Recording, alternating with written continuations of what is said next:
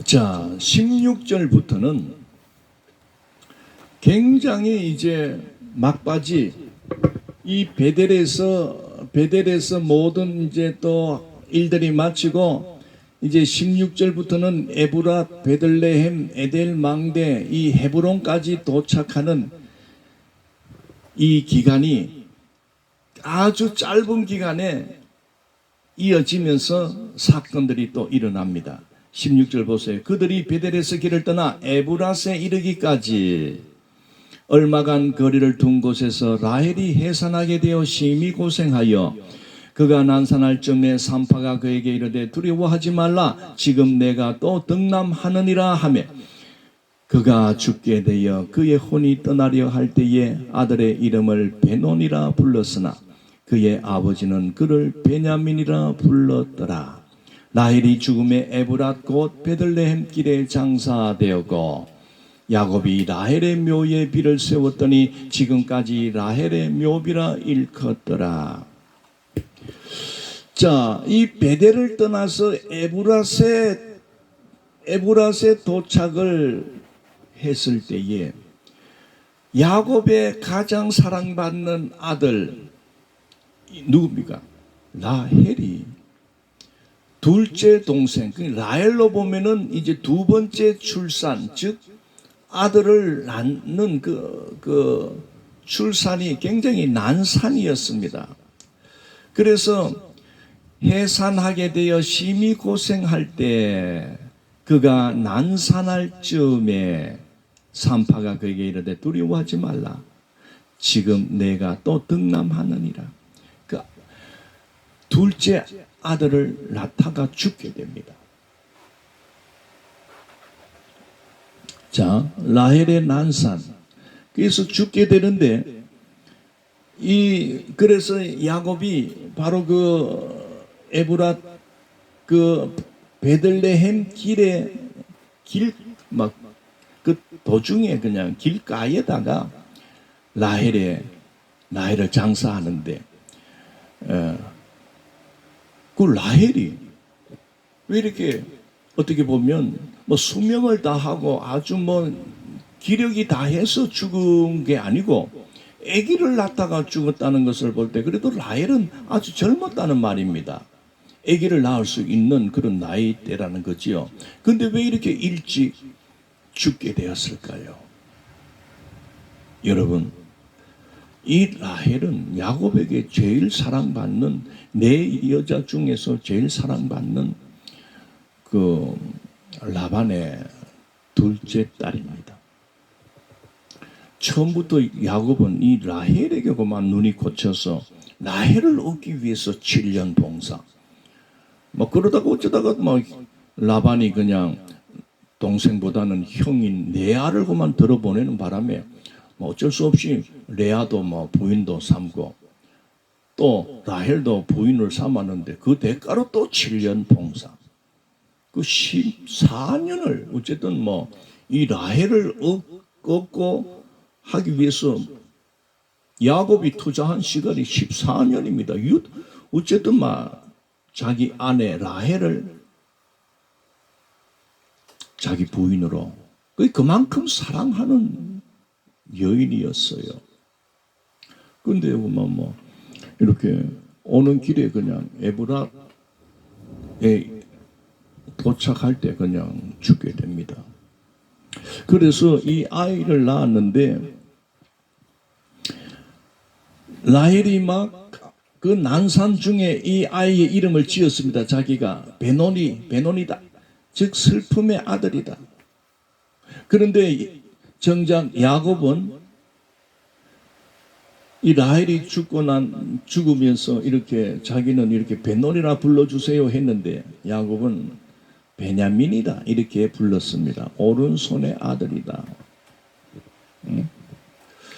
자, 근데 우리가 여기서 한 가지 생각해야 될 것은 왜 이제 고향 땅에 다 이제 막바지에 오는 이 시점에 뭐 며칠 몇 달 걸리겠습니까? 이런 와중에 그래도 뭐 어쨌든 라헬도 산전수전을 야곱 따라서 이렇게 오면서 얼마나 고생이 됐겠습니까?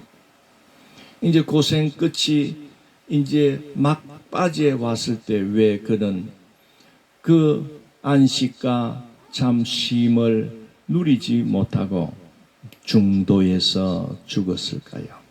여러분, 이미 라헬의 죽음은 예고가 되었다는 것입니다. 언제 예고가 되었을까요? 여러분, 창세기 31장 32절에 가면 바로 어디입니까? 이 길르앗 산지에 왔을 때에 라반이 그 도망갔다는 걸 알고 추격해서 오면서 라반이 시비를 건 게 있습니다. 왜 내 물건, 내 신상을 도둑질해 갔느냐. 그러니까 야곱이 막 화가 나가지고 나는 왜 삼촌의 물건에 손댄 게 없습니다. 만약에 우리 집에 있는 사람들이나 내 가족들이나 내 부인들이나 내 아들들 중에서 당신의 물건을 혹시 훔쳐 갖고 왔다면 다 디벼보세요. 다 디벼보세요. 누구라도 외삼촌의 그 신상 드라빔을 가지고 있는 것이 있다면 내가 죽여버리겠습니다. 반드시 죽을 것입니다. 이렇게 말을 했습니다. 그런데 이 말에 씨가 있다고. 여러분, 라헬은 자기만 딱 알고 있는 그 라반의 드라빔을 딱 훔쳐가고 있잖아요. 그래, 이래 찾으러 올 때, 그 낙타 안장 밑에 딱 살려놓고 치는 그 위에 이래 앉아가지고는 아버지가 막 자기 장막으로 막 들어올 때, 아버지 참 반가운데 내가 아버지를 일어나서 지금 맞이할 수가 없어요. 내가 막 생리기가이기 때문에 좀 이해를 해주세요 하면서 그 거짓말 또 친 거요. 그래 자기 그 안장 위에 요래 앉아 있으니까 뭐 또 라반은 또 그런 줄 알고 막 라헬 장막을 뒤져보니까 없어. 그 다 뒤져보니까 없어. 그리 막 야곱이 막 보세요. 있냐? 없잖아. 그리고만 라반이 기가 팍 꺾였잖아요. 자, 그런데요, 이 라헬이 왜 이렇게 이 참 헤브론 그러니까 이삭의 고향 아버지가 있는 곳으로 거의 지척에 왔을 때에 죽게 되었는가? 바로 저는 뭐 생각을 이렇게 해볼 때에 라헬은 그 신상, 우상을 그때까지 어떻게 보면 품고 있었지 않겠나 싶습니다. 왜냐하면은 그 세겜 사건이 일어나고 이제 하나님께서 야곱이고 빨리 이제 베델로 가라 할 때에 야곱이 취한 것은 너희들이 세겜성과 세겜 사람들과 뭐 이렇게 얻은 것이라든지 뭐 갖게 된 거나 산 것이라든지 또 이렇게 노획물로 갖고 왔을 때 이런 거 꼬불쳐 둔 거 신상이나 또 우상에 대한 어떤 이런 것들은 다 내놔라 할 때에 다 내놨다고 했는데 근데 모르겠어요. 라헬은 안 내놓고 끝까지 몰래 감추어 두었지 않겠나 싶습니다. 그럴 때에 어떻게 보면 라헬은 하나님께서 치셨지 않겠나 싶습니다. 사랑하는 성도 여러분, 사람에게 참 인기를 얻고 사랑을 받고 사람 눈에는 참 매력적이고 그렇게 좋은 인상을 갖고 있고 한다 하지만은 하나님은 우리 겉모습을 보지 않습니다. 하나님은 우리의 속을 보십니다. 우리의 마음 하나님은 다 알고 계십니다. 그래 뭐 사람 내가 뭐 야곱에게 사랑받고 있으면 뭐 거기에 그냥 취해서 어떤 자기의 어떤 그 속에 숨기고 있는 그런 우상 이런 것들이 알지 못한다 해도 하나님은 아십니다. 그래, 내 나라 다 놓고 여기 우리가 묻어 놓고 떠나자 할 때 그만 그때 그만 다 끄집어내고만 다 버려야 버리는 자는 함께 이곳까지 옵니다. 그런데 라헬은 왜 다 와서 죽게 됩니까?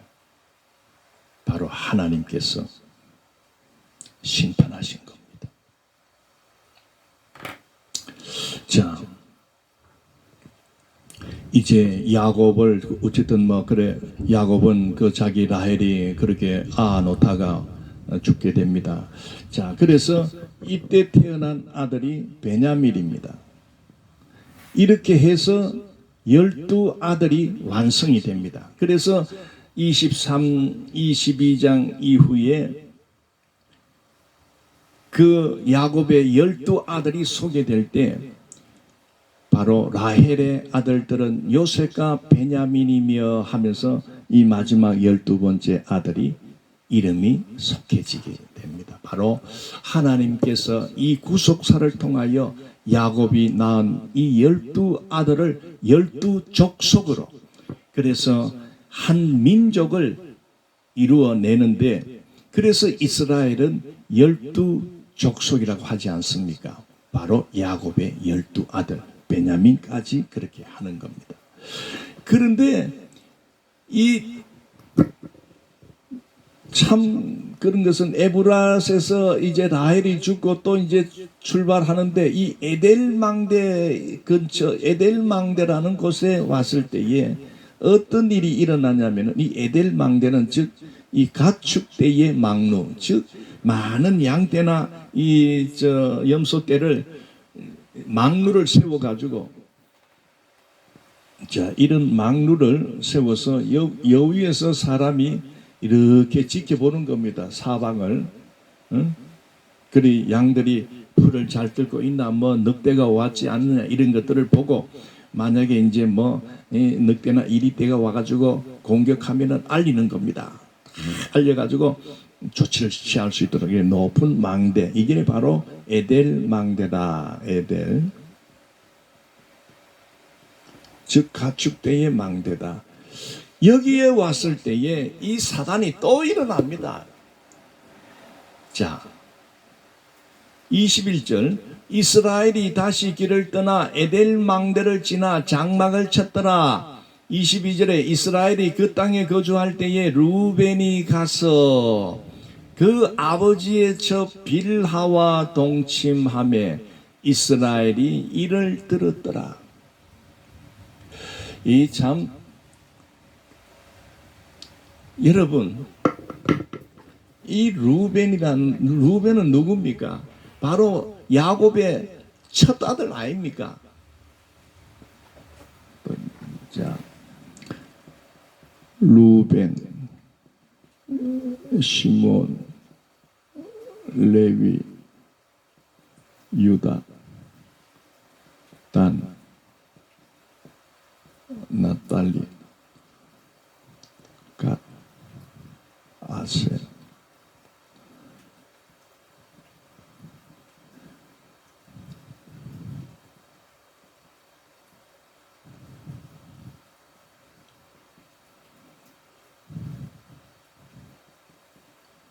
이게 1, 2, 3, 4, 5, 6, 7, 8, 9, 10, 11, 12. 여기 12아들 이제 딱 있는데 요 첫째인 루벤은 장자 아닙니까? 장자. 이 장자가 이 유다까지 이게 이제 레아가 낳았지요. 그 다음에 요 단납 여기에 이제 빌하, 가타, 이건 실바, 이스, 여기에 이제 실바 다음에 이제 다시 레아, 요 라헬입니다. 그 이제 이 라헬이 이제 고마마 베냐민을 놓다가 죽었습니다. 그래가지고 이제 여 에델 망대 근처에 와서 이제 장막을 치고 이제 좀 유숙을 하는데 그 사이에 이 장자인 루벤이 이 라헬의 원래는 몸종인 이